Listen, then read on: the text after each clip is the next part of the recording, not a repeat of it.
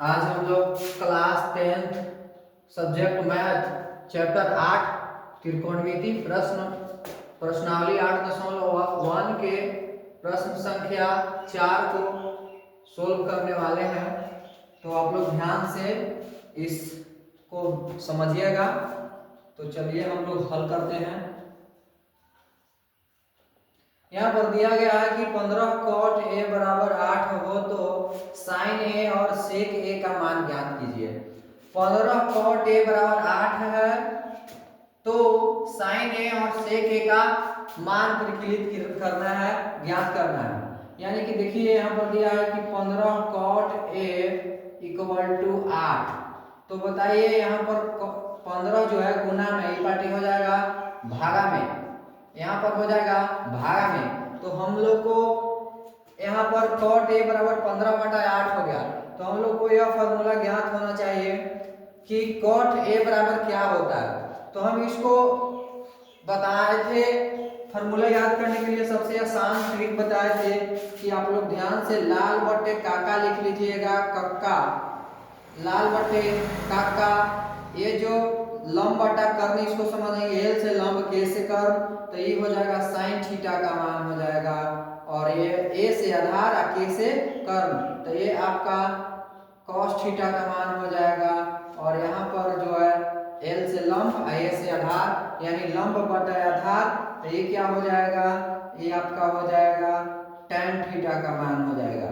तो sine theta का मान होता है लंब बटा कर्ण, कॉस थीटा का मान होता है आधार बटा कर्ण, और लंब बटा आधार tan थीटा का वैल्यू होता है। तो आप लोग समझिए, पहले हमको तो पूछ रहा है यहाँ पर कॉट का मान, तो आप लोग को पता होना चाहिए कि साइन थीटा का उल्टा कोसेक थीटा होता है, और कोसेक थीटा के उल्टा कॉस थीटा के उल्टा सेक थीटा होता है, और tan थीटा के उल्टा कॉट थीटा होता है।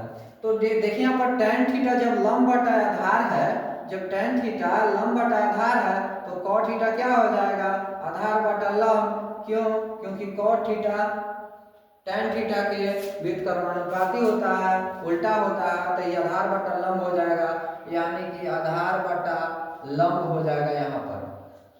तो यहाँ पर समझिए साइन थीटा बराबर लंब बटा कर्ण होता है, कॉस थीटा बराबर आधार बटा कर्ण होता है, और tan थीटा बराबर लंब बटा आधार होता है।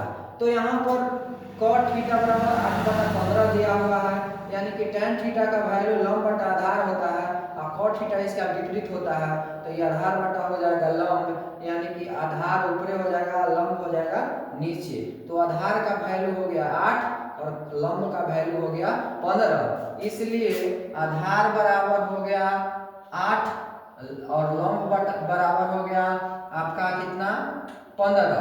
तो हमको ज्ञात क्या करना है, कर्ण ज्ञात करना है। कर्ण ज्ञात करने के बाद हम लोग साइन ए और सेक ए का वैल्यू निकालेंगे।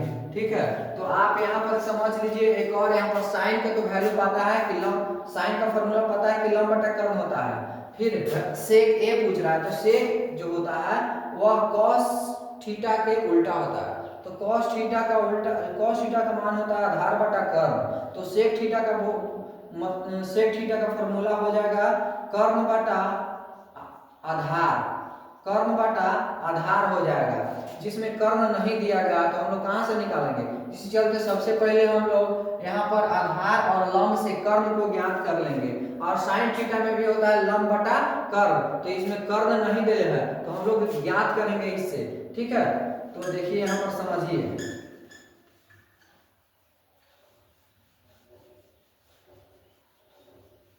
तो यहाँ पर निकालेंगे हम लोग पाइथागोरस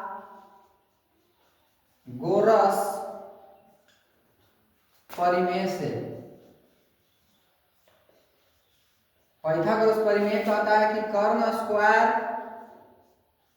इक्वल टू लंब के स्क्वायर प्लस आधार के स्क्वायर।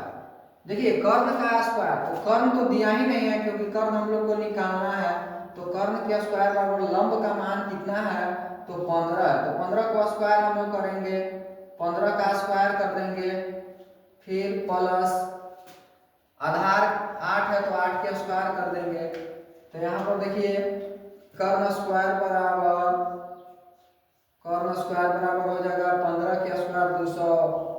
25 हो जाएगा, प्लस 8 के स्क्वायर 64 हो जाएगा। ठीक है, यहाँ पर कर्ण स्क्वायर है मगर हम लोग को निकालना है क्या, कर्ण निकालना है। तो आप लोग को पता होगा कि जब कर्ण पर से स्क्वायर हटेगा तो क्या हो जाएगा, ऊपर रूट चढ़ जाएगा।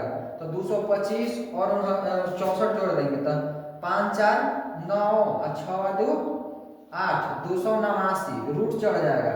आप लोग को पता होगा कि 289 का वर्गमूल जो है 17 होता है। 289 का वर्गमूल 17 होता है, अर्थात हम लोग को कर्ण बराबर इसलिए कर्ण बराबर 17 हो गया।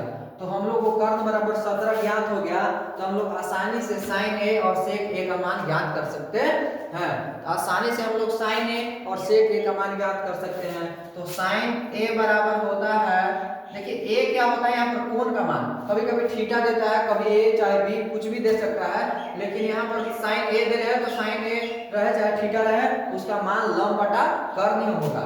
तो लंब बटा यहाँ पर कर्ण होगा, तो लंब बटा कर्ण, यहाँ से लंब का मान यहाँ से ले लेंगे तो लंब का मान है 15 और कर्ण का मान हमारा आ गया 17। ये देखिए हम लोग साइन ए का मान निकाल दिए। अब हम लोग को निकालना है सेक ए का वैल्यू। तो सेक ए क्या होता है, तो हम बताए थे कि जब आधार बटा कर्ण होता है cos थीटा के, तो cos थीटा के उल्टा होता है sec थीटा। तो sec थीटा हो जाएगा कर्ण बटा आधार। तो कर्ण का वैल्यू अभी ज्ञात किए हैं 17 और आधार का वैल्यू है 8। यही हमारा आंसर हो गया। तो आप लोग इसको समझ लीजिए और स्क्रीनशॉट ले लीजिए और अपने घर पर रिवाइज कीजिए और इस ऐसे मैथ को समझने के लिए मेरे चैनल को सब्सक्राइब कीजिए। अमरेंद्र कुमार यादव ऑफिशियल। जय हिंद।